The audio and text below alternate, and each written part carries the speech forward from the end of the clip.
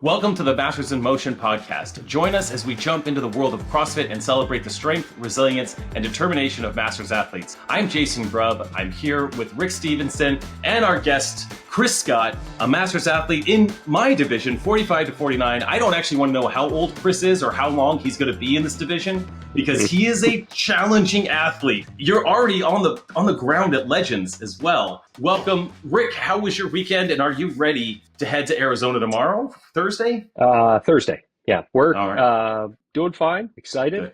Teams are a day behind you guys as individuals, so plan on traveling Thursday, and knock on wood, nothing's delayed. We'll get there, check in, and be ready to go. Because it looks like, I did see a heat schedule. They're going to squish all of the teams' workouts in a pretty short time frame compared to you guys. So, where did you see excited. These schedules? I have not seen this heat schedule, but I've heard about it. It's just out there? It's probably on Competition Corner. It was texted to me. Ours was. And of course, we've got the early 8 a.m., just like MFC. You remember that. Have fun. If you're on a team, you're going to get stuck with the early, especially if you're an old team like us, you're going to get stuck in an early window. So doing well. Chris, it's great to see you. Yeah, Chris, you're already down there. Yes, sir. How's the, you said, I think when the weather is nice. Are we going to have a good time down there, at least weather-wise, you think? Definitely. It looks like it's going to be in the 70s and sunny and no rain, which is always great. It gets cooler. Able to, throw a sweatshirt on at nighttime. Once the sun goes down, it's down at about the 50s. So yeah, now, Chris, I think we all swim, or at least the individuals, we swim on Thursday. I think we swim on day one. Okay. And then, Rick, you guys swim on day two. Is that correct? Or I guess Friday. Yeah. I don't know where I heard that, but I thought you told me that. So the fact that you're not clear about it means like I'm just making things up and spreading all kinds of rumors that I think we're swimming on Thursday, but who knows? Yeah, I heard the same thing, Jay. I think it was, they said workout one on Thursday was supposed to be the swim. Okay. Well, I could have heard that from you guys too, though. That's true. I know. I know we're not swimming on Thursday. Let's put it that way. And I take it it's the outdoor pool that they teased us with their little post. So hopefully it's in the middle of the day, right at the height of the 70 degrees. I'll take that. Well, and here's an update. I've got one of my Boulder athletes is on the ground. He got there yesterday and went by to take a look at the build out, like what they're building. He's looking through the windows, like trying to get a little bit of intel. I mean, basically, are there actually machines there or not? And there are not machines. And Bob Jennings, I guess, was on a podcast, maybe the Clydesdale Media podcast. I don't know. He was on a podcast, but there are no machines at this event whatsoever. And that can be confirmed on the ground by a guy that I know. So, Michael, thank you for, if you're listening, thank you for checking that out. You can confirm there's no machines. So, I know that Joe said on a podcast at some point that we were going to be testing or doing a test that was one of the games workouts, if not more than one of the games workouts. So I can only think that we're doing Helena, however we want to call it, because we could run in there. Yeah. And then we could do bar muscle-ups and dumbbell snatches. Besides that, there's no machines. There's no burpee box get over. So we're not doing like that interval workout. It's really hard to piece together what we might do, what we might actually be doing with no machines. But throw that over to you, Chris. What do you think about no machines? You do some training on machines. We're all ready for machines and we don't have them. What do you think? Well, it's unusual. I wouldn't expect it machines. I would say that machines are one of my strengths. So it's, you can't control it. So I don't put too much worry into it. So I did hear last night, I don't know what podcast, but he did say on the podcast, there was definitely no machines. Yeah. So we thought it was a rumor. I guess they don't mess around with this. Mention is that I guess you guys couldn't get heavy last year, and they're definitely getting heavy this year. Oh, here we go. Here we go. He did. Throw that out. They don't have to get all heavy all at once. That's my argument. Like we don't have to make up for anything. We could just be heavy and well-rounded this year. Mm-hmm. Not necessarily like, oh, hey, we weren't heavy last. I'm going to argue that. I want to say that, what did we do? 12.96 of bar muscle-ups and 185-pound front squats. Like that was heavy and incredibly painful. I mean, it's moderately heavy, but what we know, Rick, you and I have done a couple of years at Legends. It's always heavy.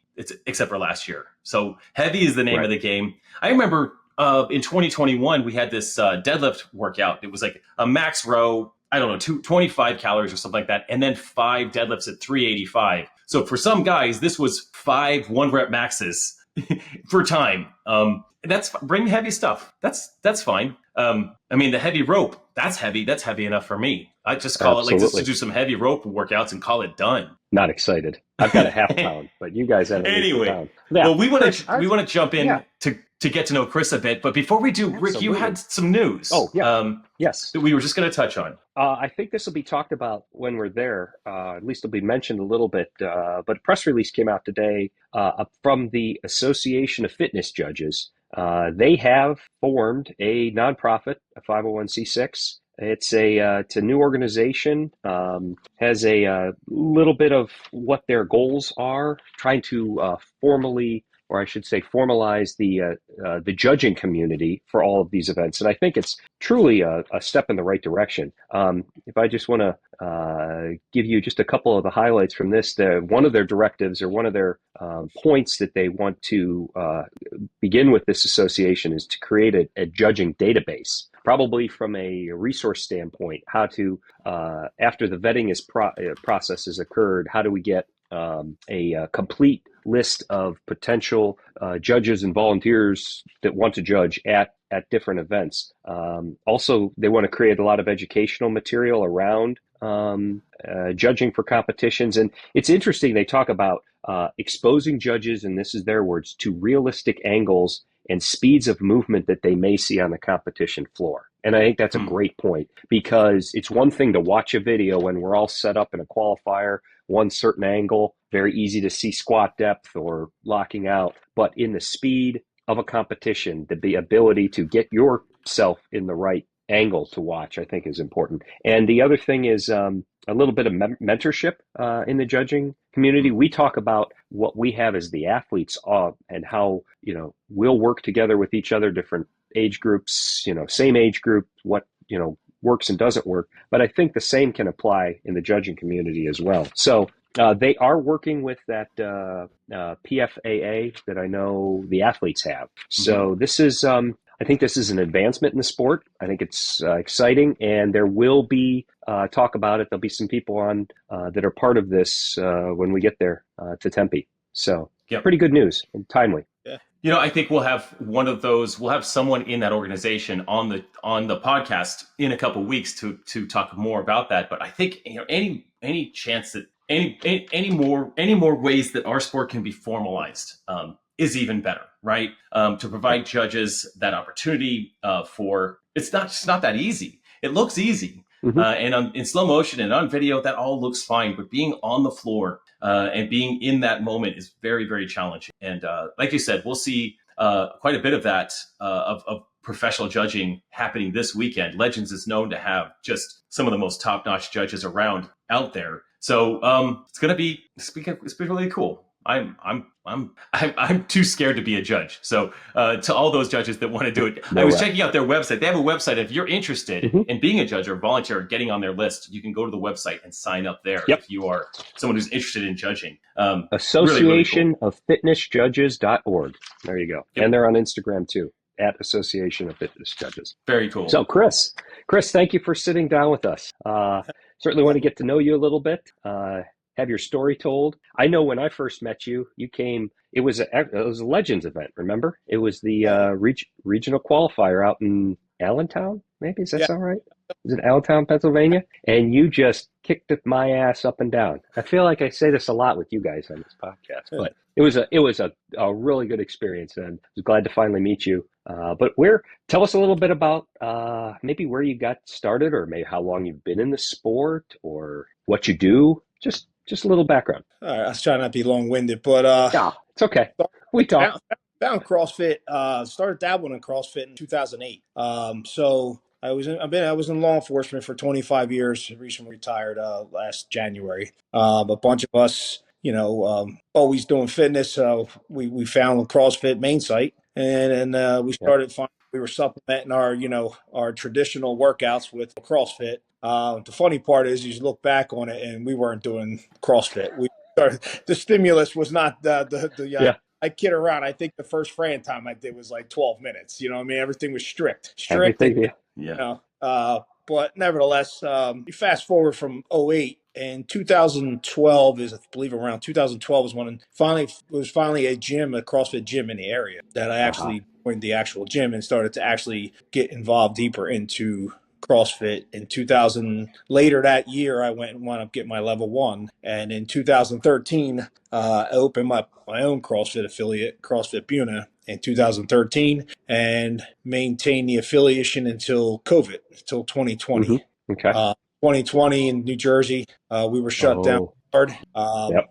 Yeah. So with that, I was kind of forced to make a decision of what I was going to do. I was offered an opportunity to get someone bought me out, and so I moved forward and sold my equipment. Really, not the affiliate. We shut the affiliate down. We sold the equipment, and and that's where kind of my barn gym was erected.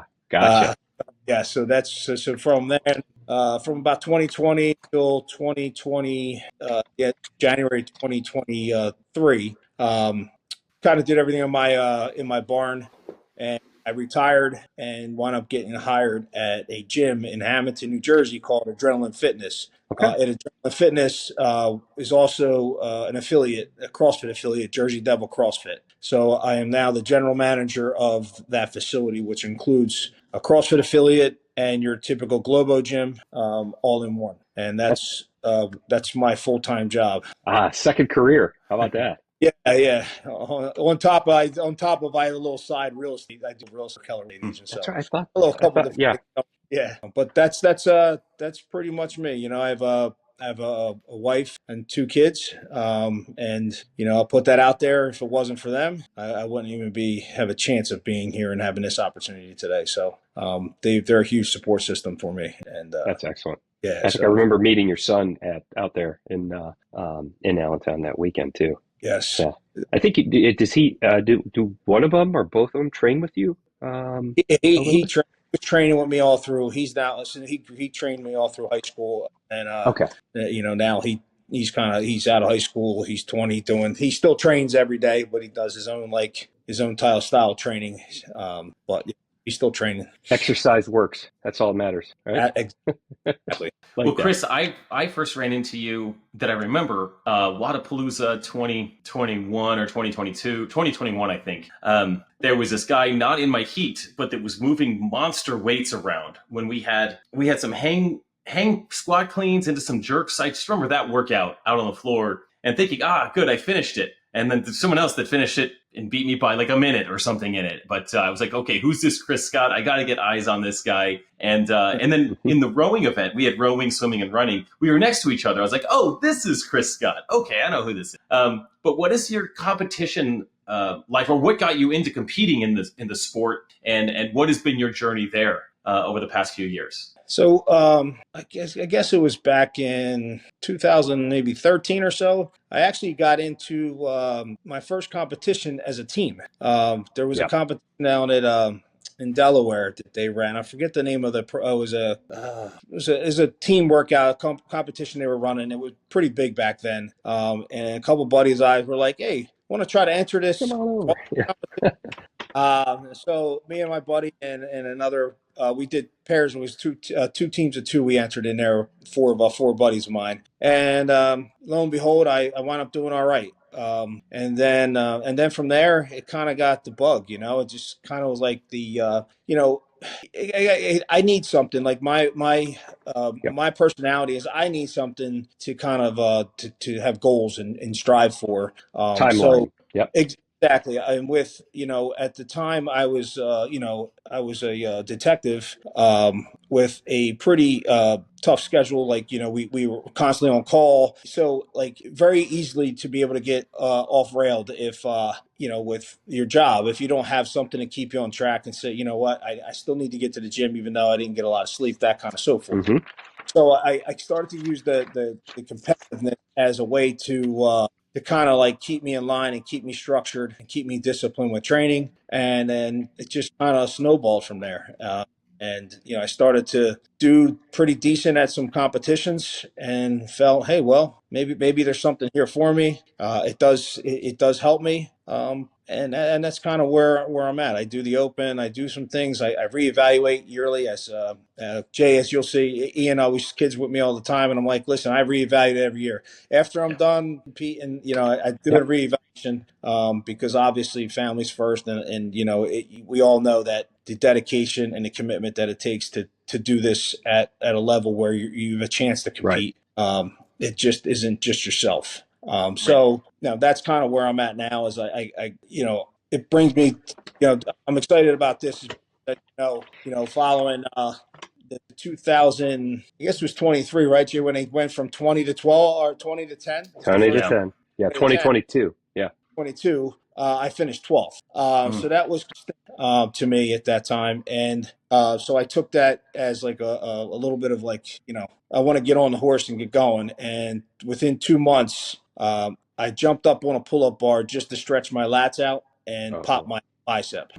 I went to do like a supinated grip on a pull-up bar just to stretch. And there was a girl next to the rig, and it was one of those ones where I didn't, you didn't want to hit somebody, so you kind of had to grab it. It was awkward, but it was just jumping up to stretch my lats, and I wound up tearing I had a distal bicep tear. So again, another setback, and then I from that point I just kind of rehabbed it back, and I've been on a journey to stay healthy and try to compete at the highest level and see where I fare. Excellent. It's got to be tough to maintain that momentum, to maintain that motivation when you have a setback like that. I know that at the games in 2021, in Rick's division, there were a couple of guys that tore their biceps. Supinated. Yeah. Max pull-up, max pull-up poundage. I don't know. What we call it. But pull up for weight or something pull like up that. For weight. Yeah. Something. Chris, the rehab on that's got to take a long time, and then you've got to rebuild so much.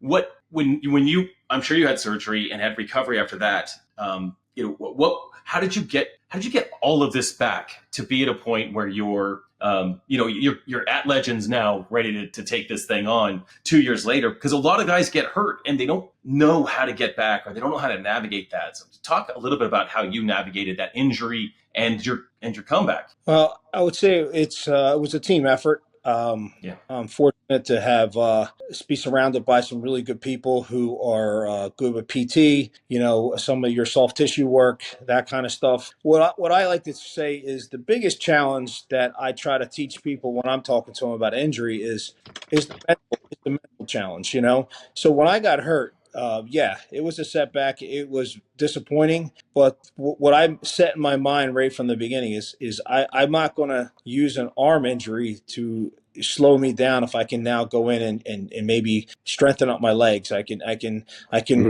my training and hit different areas that maybe you don't have the opportunity to focus on entirely because you have to do various different things to stay on top of this sport. So the first thing I did was I had surgery and I was back in the gym with a safety bar, and I was doing squats with a safety bar where you can hold one arm. I was one arm, boom. Body lunges. I was doing actually some work with the opposite side of. I had reached out to some people that are a lot smarter than me in the medical field, and they do suggest that you train the opposite side of the injury because there are still hormonal releases that go into your body, because your body doesn't truly know that, it's a bicep tear there, but it's torn fibers and muscle fibers on your other side. It's going to go and try to feed the area of injury, which is either a torn muscle from you training or an actual injury itself. So people thought I was crazy, but I was doing like shoulder presses and bicep curls and like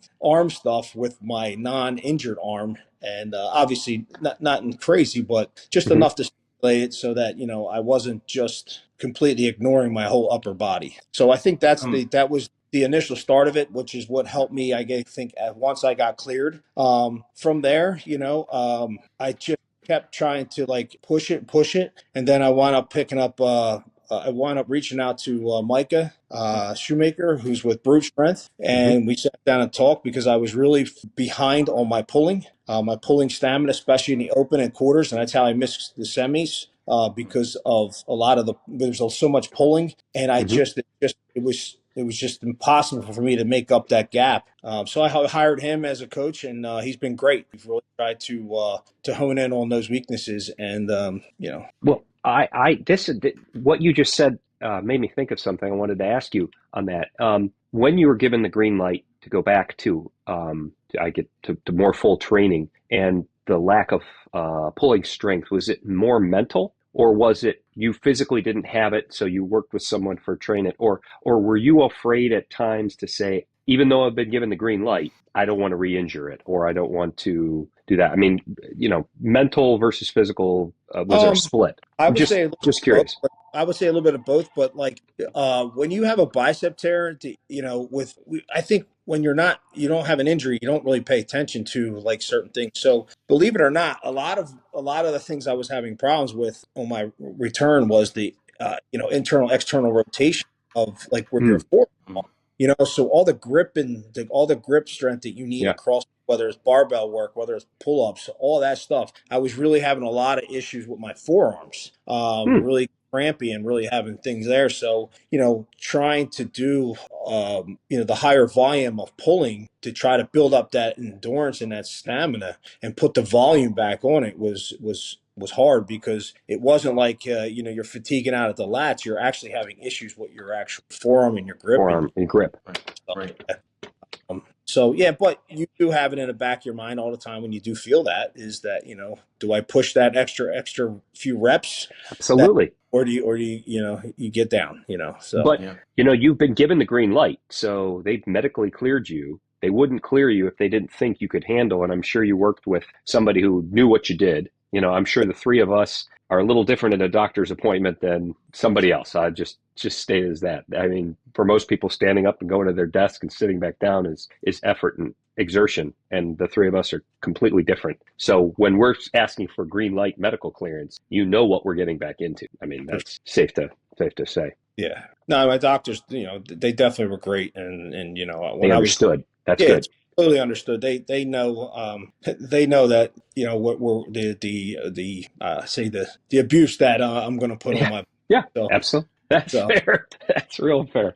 Now I don't want to ask about that, because we have something exciting ahead of us, and I know with Legends, being named the final event or the end of the season next year, the games wherever it'll be held, an expanded field. I think has provided a lot of motivation for a lot of folks, just because outside of the people who ran the games, 10 was not a sufficient number for anybody in any division, just from competitive standpoint. But I know you just said at the beginning, hey, I'm going to control what I can control. But if you had a choice, because I know the workouts are going to be out there, they're already set. But if you wanted to see something, what would you like to see this weekend, or what's ideal for you? uh, And this is for two guys that are going to go head to head too. We're I gonna could go ask head to this head. question. am I tipping my Well, no, because over there, whatever's programmed is Uh, already out there, Yeah, and it I'm doesn't asking from a matter. team.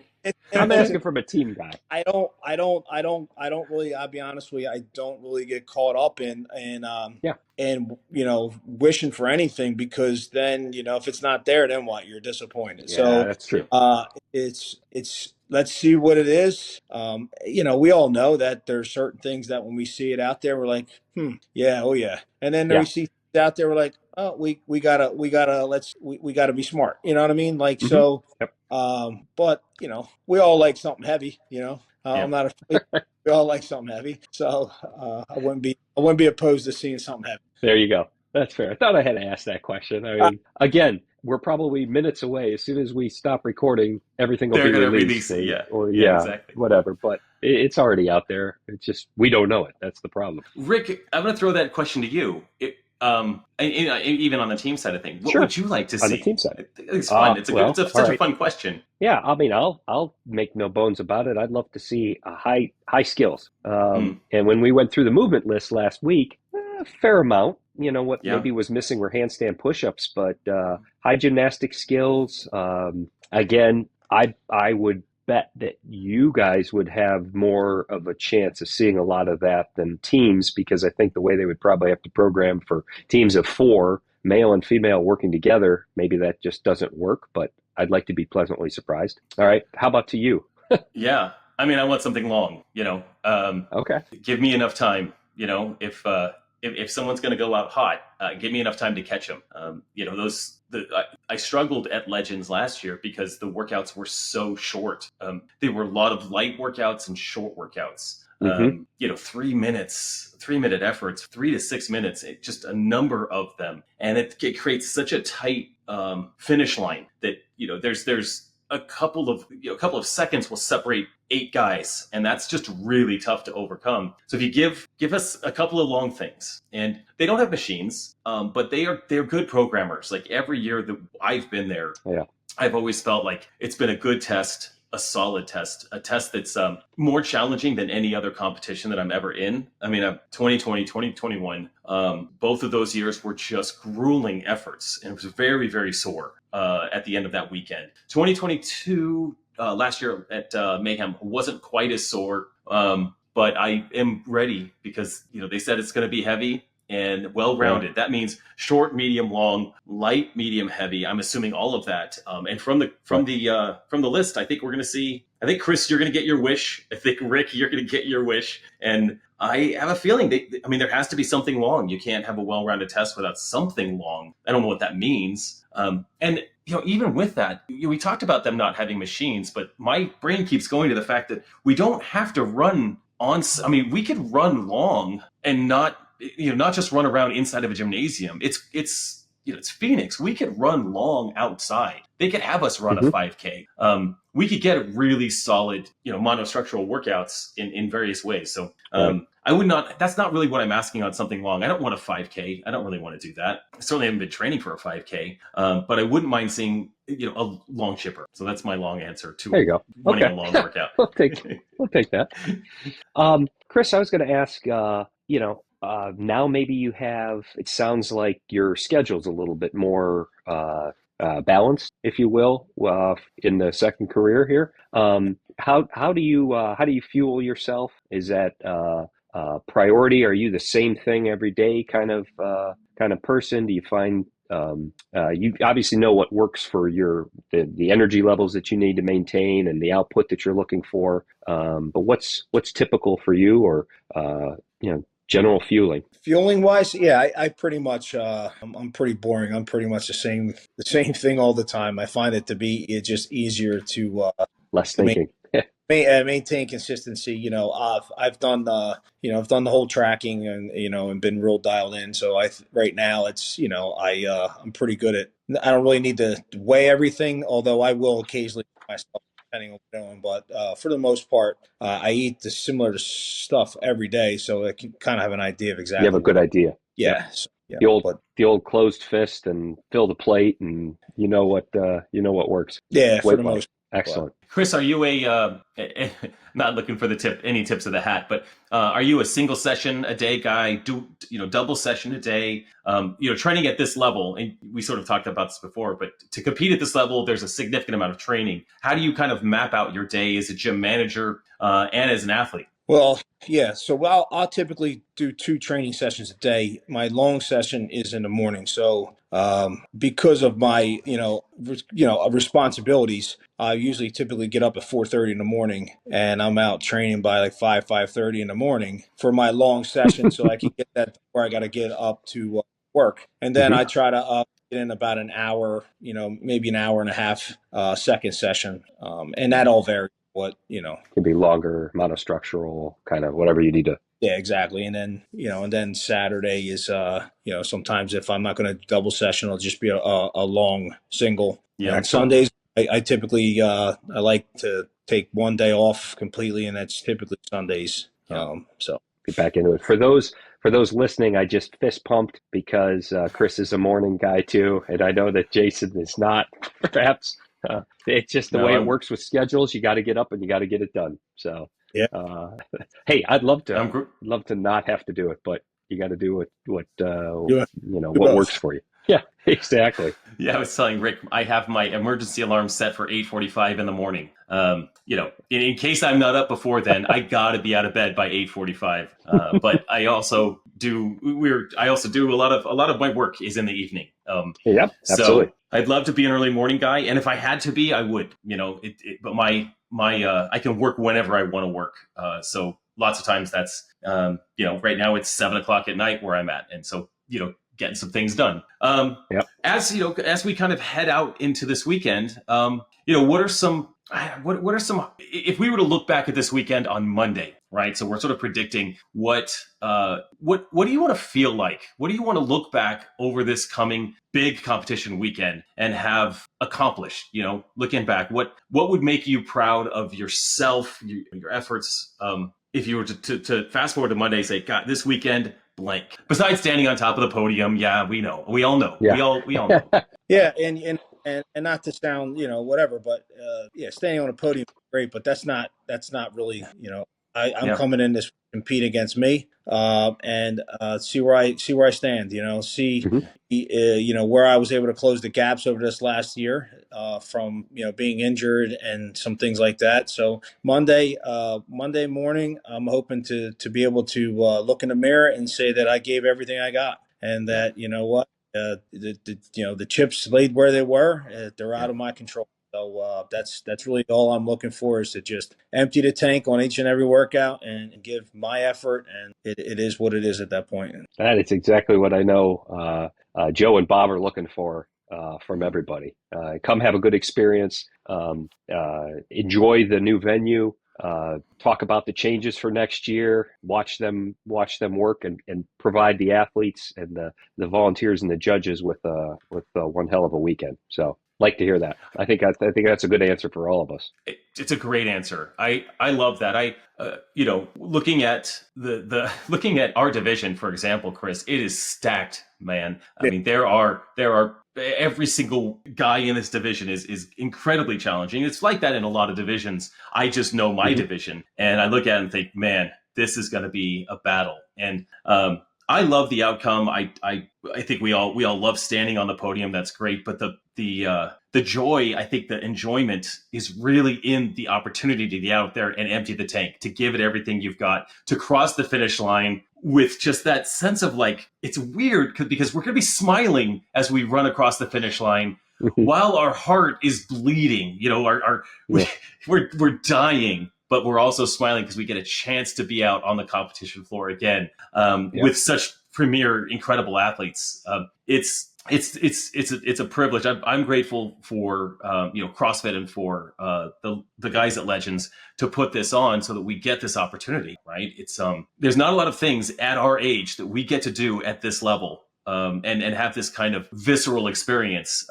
And it's coming. I mean, the storm is brewing, and it starts in 2 days. Right? You got it.